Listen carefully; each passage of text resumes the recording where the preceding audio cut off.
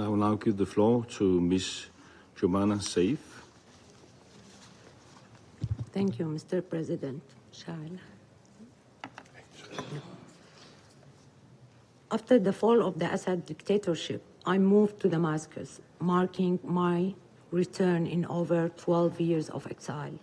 I traveled through various neighborhoods, and I witnessed firsthand the staggering levels of poverty and the hardship with severe shortages of electricity and even the most basic necessity of life. For decades, Syrians endured immense suffering under Assad's rule, which led to unilateral sanctions that affected not only the regime, but also ordinary citizens. Now that Assad is no longer in power, there is no justification for maintaining these sanctions. What Syrians need most is their immediate removal, alongside investments, reconstruction, and economic revitalization. Achieving this requires the concerted efforts of both the international community and the Syrian government. Syria stands at a historic crossroads with a rare chance to unite and to transition to democracy.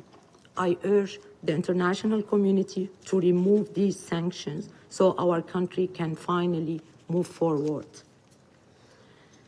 As Syria faces ongoing crisis, the tragic violence in the coastal city has yet added to the challenges. It began with Assad regime remnants attacking security forces. The situation quickly developed into brutal massacres that targeted civilians with acts of revenge without discrimination. Unfortunately, reports of human rights violation continue, albeit at a reduced scale. What has happened has caused a real concern for us Syrians. After getting rid of the Assad regime, which committed the worst crimes, especially in the last 14 years, we don't want to build our new country on the back of a new massacre. We want to move forward in a state of justice and law, where all perpetrators and those who participated in the killing of Syrians by the Assad regime and the remnants of the outlaws will be held accountable, as President al-Shara promised in his speech on March 9th. He announced the formation of an investigation and fact-finding committee. We are waiting for the report to be released on April 9th. Today, more than ever, Syrians must create a transparent and inclusive national plan for transitional justice.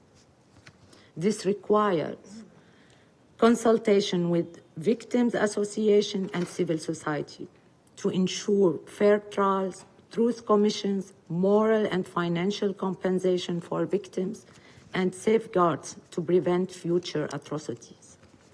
All of this required significant financial resources and technical expertise.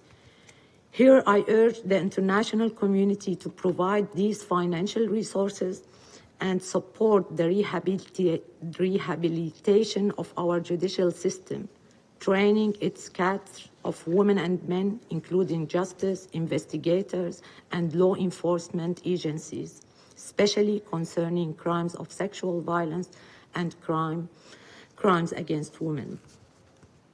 Over the past 13 years, Syrian human rights and civil society organizations have worked tirelessly on human rights and transitional justice.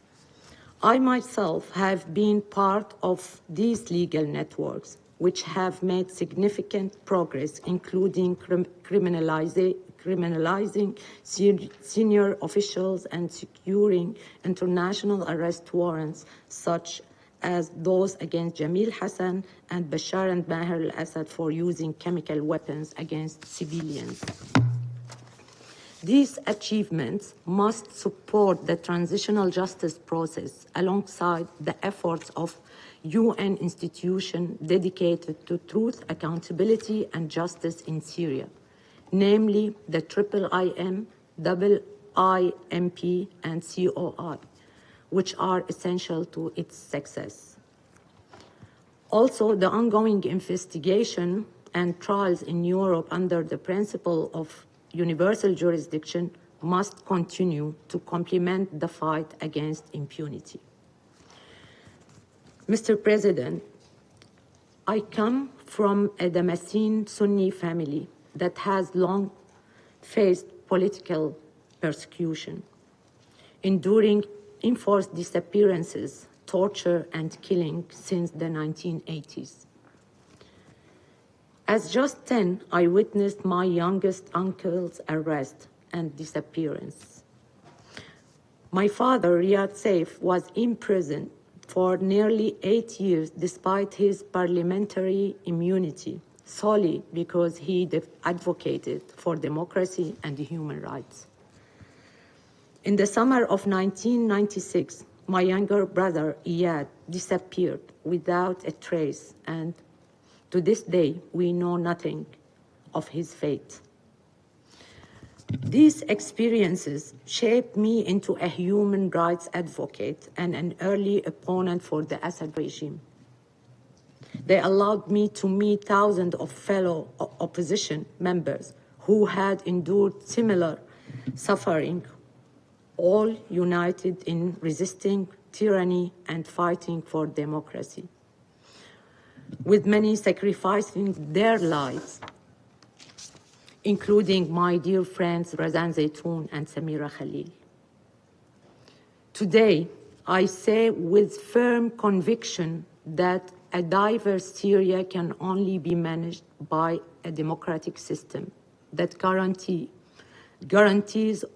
the rights of all its citizens without discrimination on any basis, and ensures the participation of all in shaping the future of their country.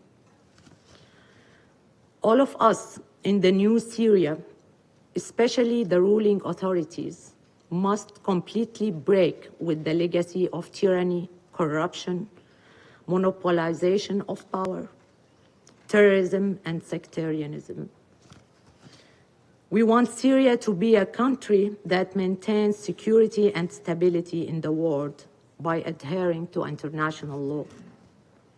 As a member of the Syrian women's political movement, I emphasize the right of Syrian women to participate in shaping the country's future is not just a demand, but necessity to build a new Syria based on justice, equality, and sustainable peace. President al-Shara and Foreign Minister al-Shaybani have repeatedly stressed security and stabilities in their statements. We emphasize that this can only be achieved through participatory governance, civil peace, and unity of the country. In the past months, key political developments, including the National Dialogue Conference and the Constitutional Declaration, have sparked concern for lacking proper deliberation and failing to address crucial questions about democratic transition. The most significant flaw in this declaration is the absence of recognition of Syria's diverse society and the lack of the clear commitment to democratic transformation. Furthermore, the executive branch, led by the president, is granted excessive power, while the legislative and judicial branches are effectively subordinated into it and unable to hold it accountable, preventing any meaningful checks and balances. This contradicts the principle of separation of powers and fails to establish a truly democratic foundation for the post-conflict transition. Yet, despite these concerns, I still believe in supporting the new Syria and seizing the opportunity to correct past mistakes. This requires amending the constitutional declaration, promoting inclusivity, and initiating a national dialogue to ensure stability and a democratic state that protects the right of all Syrians. Another crucial challenge is forming an inclusive government and an elected legislative council that truly presents everyone without exclusion. In conclusion, Syria faces a historic opportunity that may not come again. The responsibility now lies with the authorities to embrace the urgent need for reform and with the international community to lift sanctions and actively support reconstruction and recovery. This is essential not only for Syria's stability, but for the stability of the entire region. Thank you.